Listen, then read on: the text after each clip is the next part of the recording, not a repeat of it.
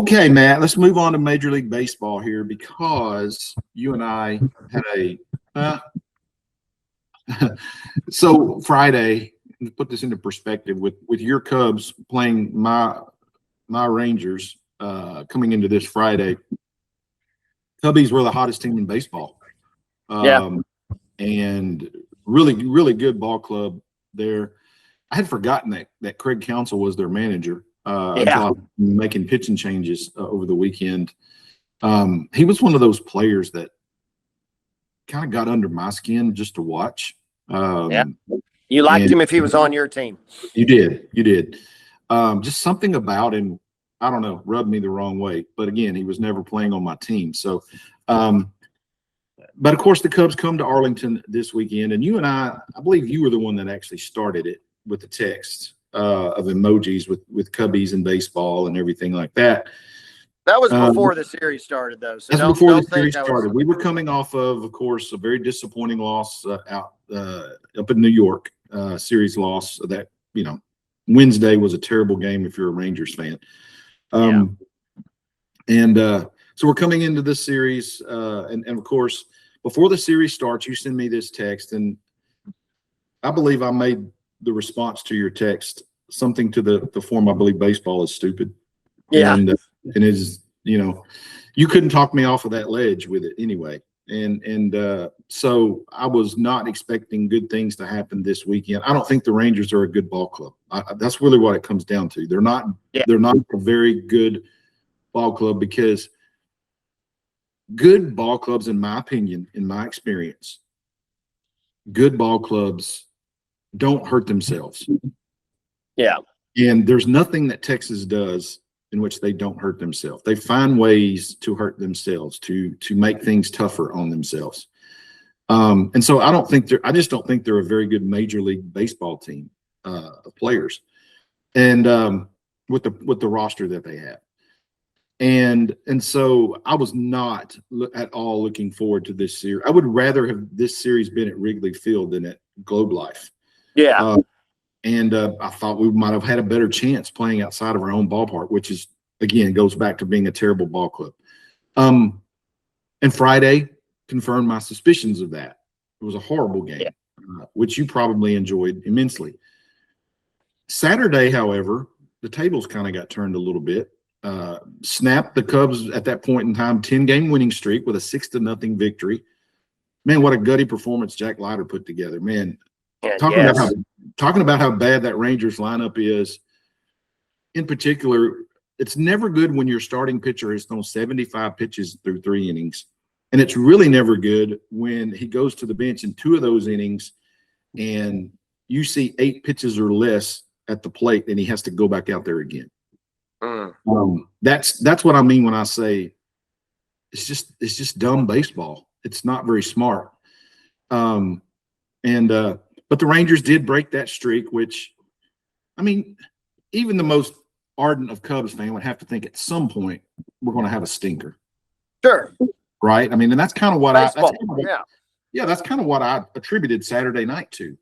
That was your night to have your stinker and have your streak in. Hey, Sunday's coming, and it's going to be a new day and a chance to start a new streak. And then you run into Jacob deGrom on Sunday, and the Rangers eke out a couple of runs late and again have a 3-0 win. And so now as we go into this week, looking at your Cubbies, I mean, they've got 20 straight innings, I think, of scoreless. Now and it's just, that's what I mean when I say baseball is stupid, because it's not predictable. I like the known. I like to be able to put my finger on something and say, okay, I know this is going to happen. You can't do that in baseball, man. I mean, this series was just kind of a microcosm of that. Yeah, and, the Cubs, a lot of people don't know, that was their second 10-game winning streak of the year. We've only played 40 games. They were actually, I think, more impressive than a 10-game winning streak was the fact that they had won 23 out of 26 heading into Saturday and Sunday.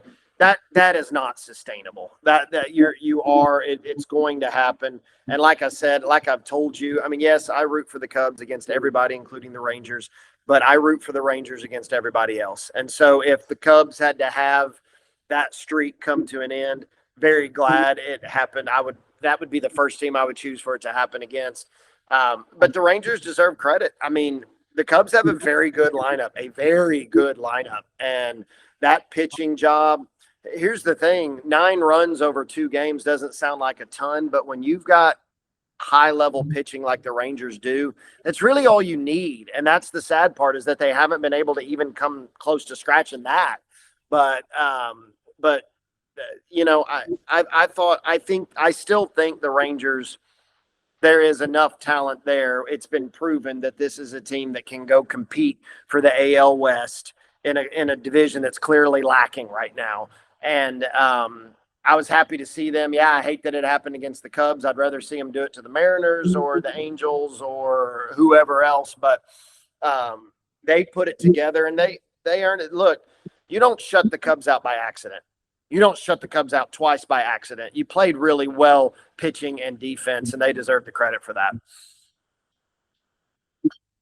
The baseball season, and again, I was at my low point on Friday, of which you probably, could attest to that. I was ready to dump everything about baseball and throw it away in the, trash heap of history in my mind on Friday. That's where I was.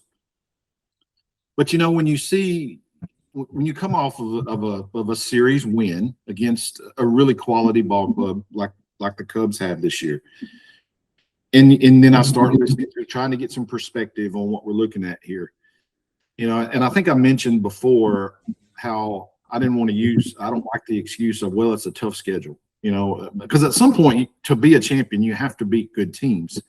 And so I really don't like that excuse. Well, they've had a tough schedule, it's hard to do. But when the reality of it is, yes, if you look at who the Rangers have played through these first 40 games, yes, that was probably maybe collectively the toughest schedule in baseball. I mean, you had the Dodgers, you had the Yankees twice. You've played the Phillies, who I know are struggling this year, but going into the year were the Phillies. And the Cubs, right? I mean, you played some pretty good baseball clubs. So you get to this 40-game mark, and I don't have the schedule in front of me, but it gets significantly less daunting here for the next month and a half, really. This is the Rangers stretch to make up some ground.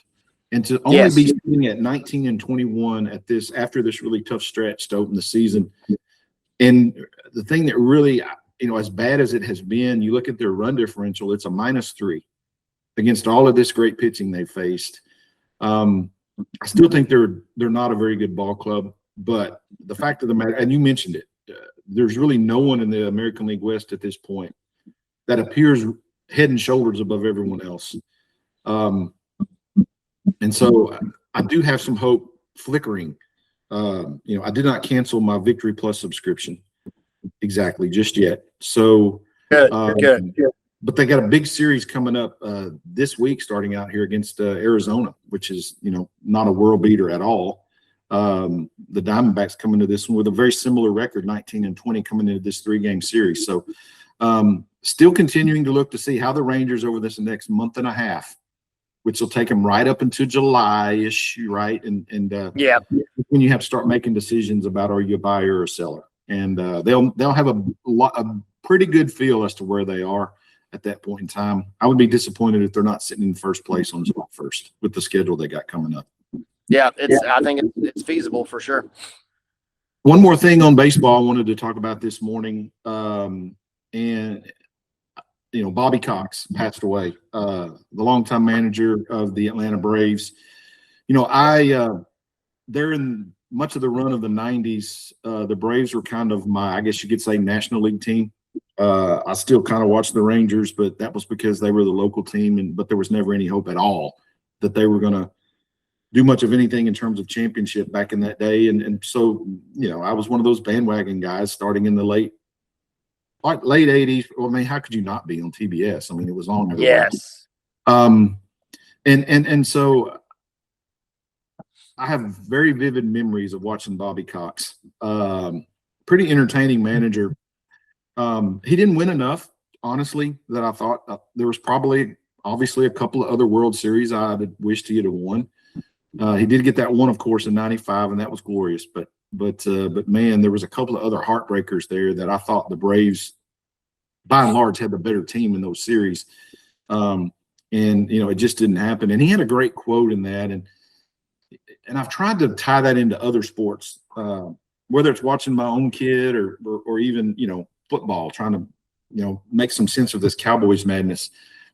But Bobby had a great perspective when it came to playoff losses. And he said, you play 162 games in the regular season. We won 14 straight division championships. He said, you get into the playoffs, man. He said, it's a crapshoot. Yeah. He said, it's who's got the better pitcher that night. If your pitcher's on, the ball bounces a certain way. And next thing you know, the series is over and you're out and you're answering questions as to why you, quote, choked in the playoffs. And I thought, first I'm thinking, okay, that might be an excuse. But the older I've gotten and I've looked at a lot more experience, I'm thinking that's a lot of wisdom. Yeah. And I wish more fans like me could find that wisdom with that playoffs, man. If you can survive and get to the end of it, it is a big deal and it's wonderful to win it all. But man, chances are, it's going to depend a lot on things out of your control. Yeah. And, I think for every sport, obviously, the playoffs are very different than the regular season. I mean, that goes for watching an NFL playoff game. Basketball, the physicality of it and the familiarity of a 7-game series. I just don't think there's any sport that ramps up nearly as much as baseball.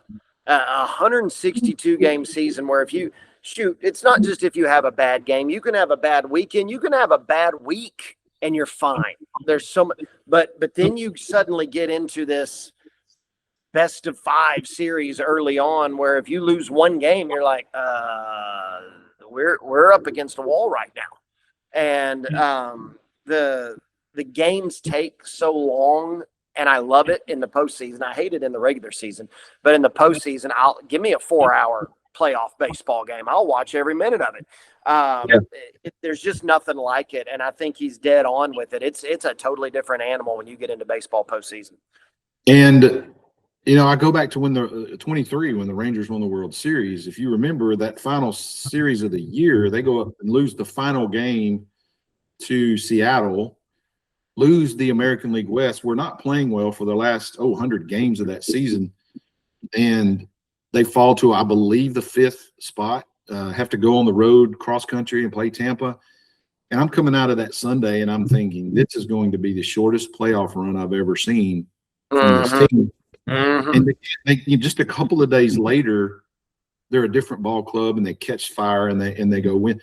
That's the essence, I believe, of what Bobby Cox was talking about when he said, you've got a 162 game season, and then you literally start another season in the postseason. Everybody's got the same record, and then it's about who plays best on any given night. It's not about what you did for 162. That's really winning championship Hall of Fame type perspective to me. And that's the thing I remembered about him when I heard that he had passed away on Saturday. And you can't find a player that played for Bobby Cox that will not go to bat for the guy. They love the guy. For sure. And so he was a player's manager who won a lot of ball games. And so baseball is going to miss Bobby Cox for a lot of reasons. And I just wanted to mention that here on today's show. Very cool.